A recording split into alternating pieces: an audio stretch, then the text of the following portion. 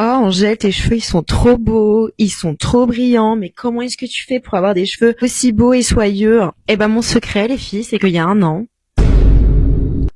je me suis rasé le crâne à cause d'une chute de cheveux. Voilà, voilà. Ce qui est bien, c'est que malgré tout, comme vous pouvez le voir, j'ai toujours su garder mon sens de l'humour. Moi qui demande une buzz cut. Alors cette vidéo risque d'être un peu longue, donc je vais au début de ma chute de cheveux. J'avais des trous qui commençaient à se créer sur les tempes et sur le dessus du crâne. À ce moment-là, je ne comprenais absolument pas ce qui était en train d'arriver à mon corps. À cette époque, je reste dans le déni, je commence un peu à cacher ça, je mets des foulards, je me coiffe différemment, mais dans ma tête, je me dis, c'est bon Angèle, ça va aller, tout va rentrer dans l'ordre. Quelle naïveté. En fait, les trous s'aggravent de plus en plus. Je porte quotidiennement des foulards. Les gens me disent est-ce que c'est pour des raisons spirituelles? Et moi, je dis simplement que c'est pour l'esthétique parce que à ce moment-là, j'assumais vraiment pas ce qui était en train de m'arriver. J'avais testé des remplacements capillaires. Là, en fait, ce que j'ai sur la tête, c'est une prothèse capillaire, mais j'ai très vite abandonné le projet parce que moi, tout ce qui est perruque, prothèse et tout, trop compliqué pour moi. Trop de boulot. Respect aux filles qui en portent. Ça, c'est une des photos, je pense, qui me fait le plus mal au cœur. Oh mon Dieu, là, c'était le maximum de ma chute. Là, j'étais devenue carrément, je crois, à 3/4 chauve.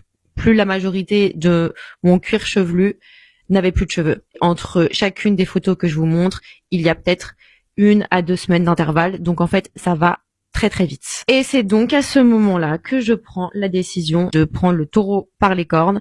Je prends une tondeuse, je vais dans ma salle de bain et je me rase le crâne. Genre en 5 minutes, c'était terminé. Mon but, c'était clairement pas de faire de la concu à Britney, même si je l'adore, évidemment, elle est iconique. Millennial smooth, hein. Je me suis dit, c'est quoi?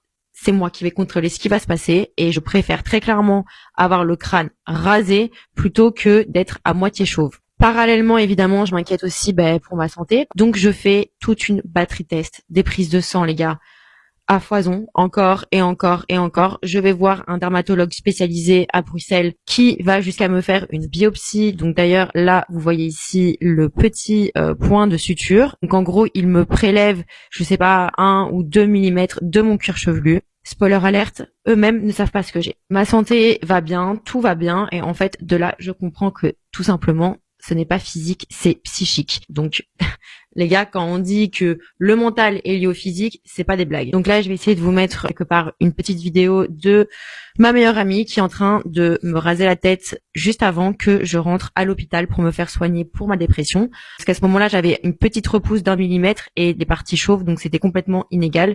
Après, c'est pas pour me saucer, mais je trouve qu'il y avait un mood, hein, les gars. Clairement, il y avait un mood. Regardez. Genre, je sais pas, j'avais un style, hein, quand même, les cheveux rasés, je sais pas, j'aimais bien la vibes. Donc ça, c'était genre peut-être 1 ou 2 jours avant de rentrer à l'hôpital, les gars, je commençais vraiment à m'habituer. Non mais, franchement, j'ai la classe.